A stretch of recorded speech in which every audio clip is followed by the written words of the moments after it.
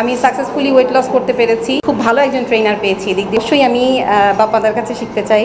ওম ত্রয়ম্বকম যজামহে। মাঝখানে খুব ওয়েট হয়ে গিয়েছিলাম, তো সেই সময়টাই আসলে এভারগ্রিন ইয়োগাতে আমার যুক্ত হওয়া ওয়েট লসের জন্য। আমি সাকসেসফুলি ওয়েট লস করতে পেরেছি আর 2 বছরের বেশি সময় এখানে আছি। সম্প্রতি আমি দাদা ইয়োগা টিচার্স ট্রেনিং কোর্সটা কমপ্লিট করেছি। তো আমার ইয়োগা নিয়ে কাজ করার ইচ্ছা আছে, আরও শেখার ইচ্ছা আছে এবং অবশ্যই আমি বাপ্পাদার কাছে শিখতে চাই।